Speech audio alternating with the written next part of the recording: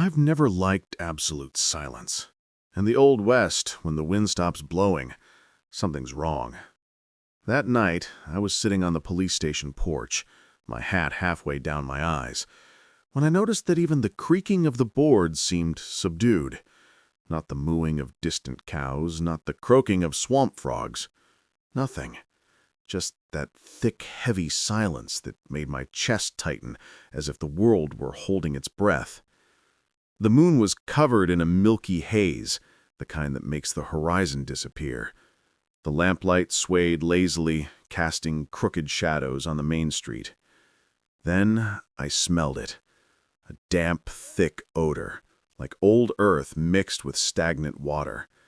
The kind of smell that only comes from one place, the swamp. I stood slowly, the floor creaking beneath my boots.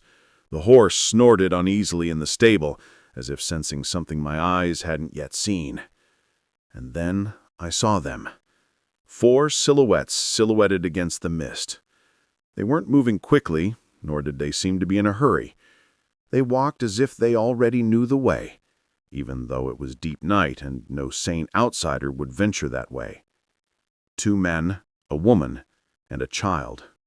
They carried no lamps, no cart, no suitcase. They simply walked side by side, as if the darkness belonged to them. With each step, the silence grew louder, as if the whole world had stopped to watch the scene. My fingers touched the cold butt of the revolver, more out of instinct and courage. I didn't know who they were, but I was certain of one thing. This wasn't just a visit. And as I took my first step toward them, the fog parted like a curtain, and something stared back at me. And that was how the night began, when the swamp decided to break the silence. But what was really walking in that fog was not made of flesh and blood. I mounted my horse as if entering territory I already knew was dangerous. The saddle creaked softly, and the animal's hot breath formed small clouds in the cold air.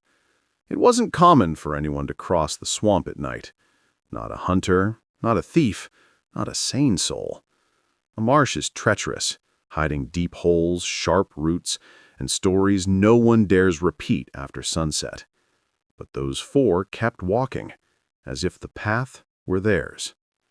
With each step I took, the fog seemed to part, opening a narrow corridor. The lamp attached to the saddle swayed, and the flickering light revealed strange details. The visitors' clothes were soaked as if they had just stepped out of the water. The fabric dripped, but there was no sound of splashing on the wet earth. And then I realized what sent a shiver up my spine like ice. They left no footprints. The first man was tall, thin, and wore a hat misshapen with age. His eyes were sunken, dark as a dry well.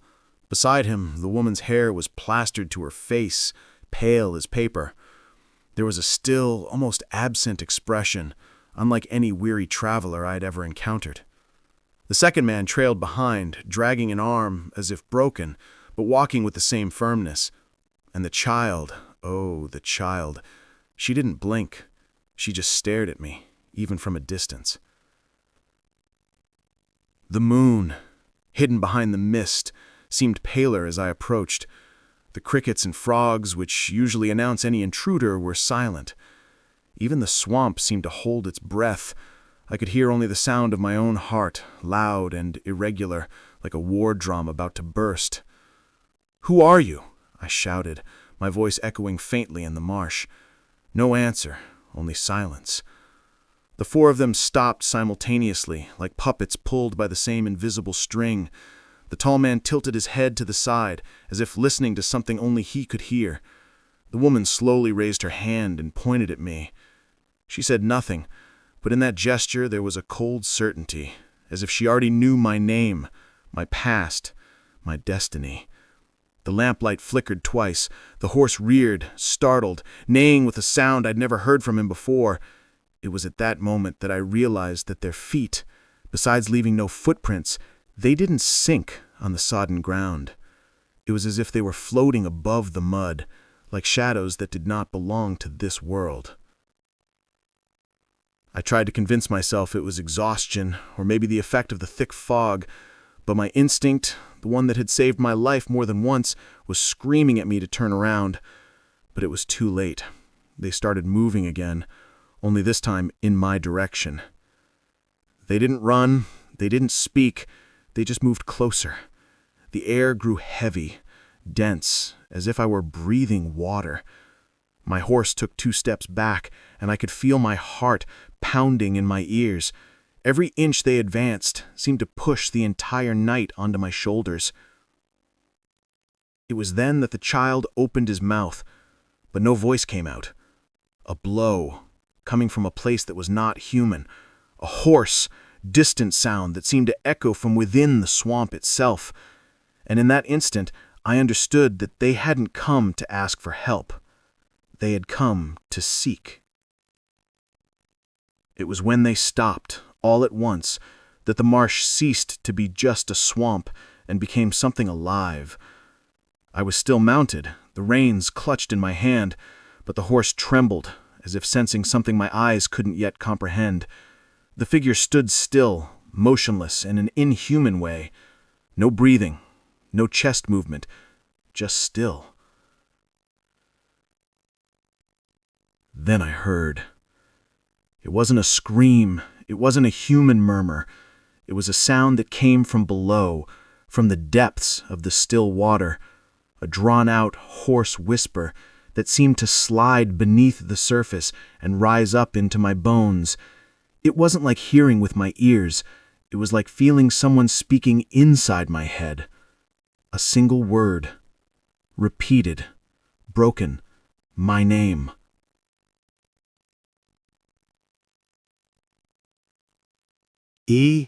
Elias. My blood ran cold. My fingers went cold on the trigger. There was no one there who might know my name. No stranger, no wanderer. And yet, the water called to me, as if it had known me all my life.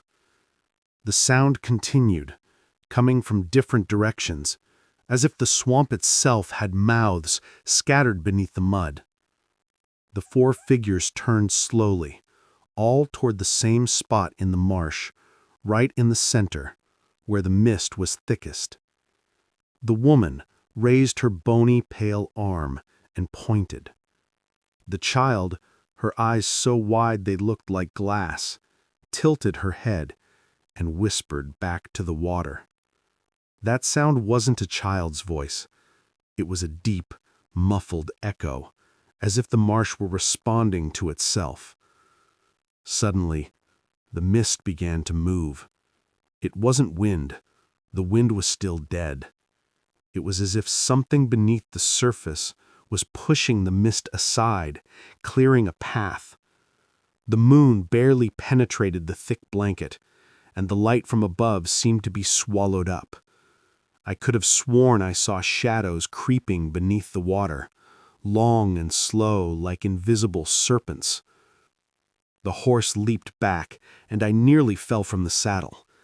The entire marsh seemed to breathe. With each passing second, that whisper grew louder.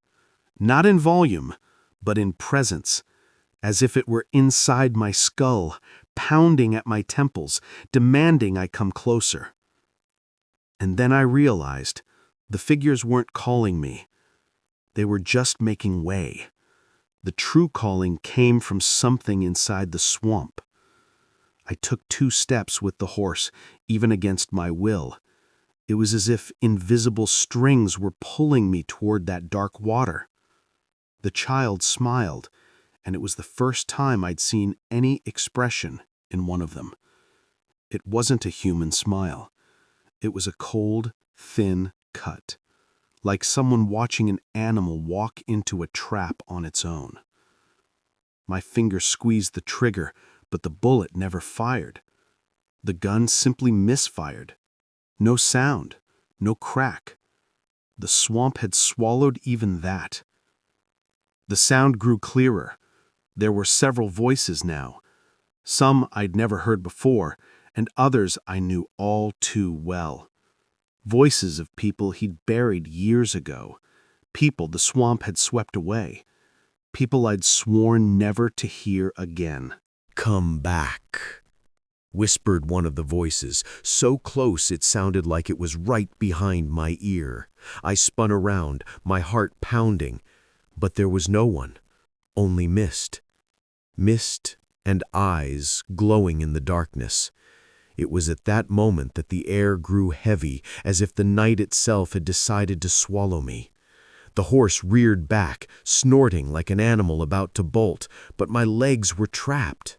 Not physically, it was as if the ground had grabbed me by the boots and whispered deep into my soul. "He is." The lanterns of the guards who had remained on the road began to go out one by one, without wind, without explanation. Each dying light left the marsh darker and more alive. The mist took shape, swirling around the visitors as if enveloping them in an invisible cloak.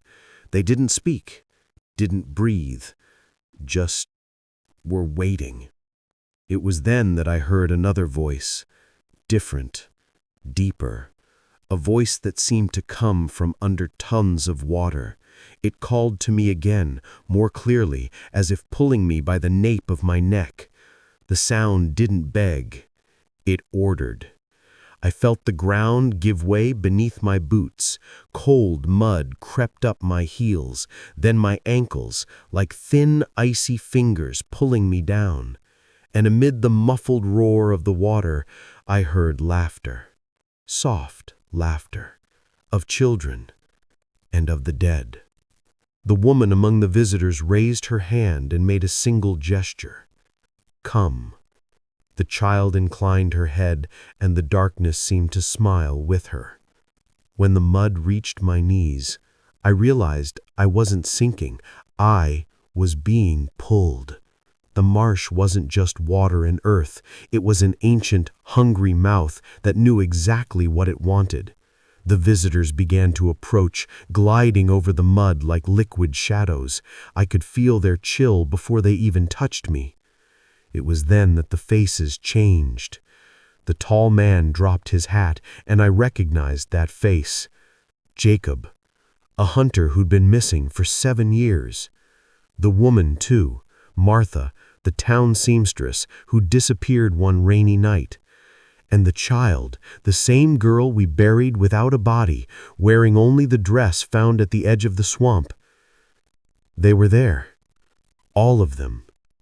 They weren't people anymore. They were echoes. Souls trapped, like flies in invisible webs. The girl approached until she stood before me. Her smile was empty, icy.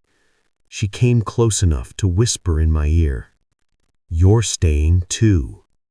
My heart raced. The swamp wasn't just a legend, it was a cemetery that never slept, a place that collected anyone who dared to get too close. I don't remember pulling the trigger, only the roar that echoed across the marsh as if swallowed by the mud. The bullet disappeared into the darkness, and for a second the spell seemed to break. My feet released, and the air rushed back into my lungs like a punch. I pulled on the reins, and the horse leapt back, tearing me from its cold mouth. When I looked again, the figures were gone. The swamp had swallowed everything, mist, faces, voices. Only silence remained. But it wasn't an ordinary silence. It was the kind of silence that keeps breathing behind you. I reached the road without quite remembering how I'd escaped. The unlit lanterns smoked as if they'd been drowned. I turned to look again, and that's when I heard it. Far in the distance, on the border between marsh and night, a child's laughter, thin, scratching the wind. At the police station, I tried to convince myself it was a delusion, but ever since that night, every time the wind stops blowing, I hear my name coming from the still water.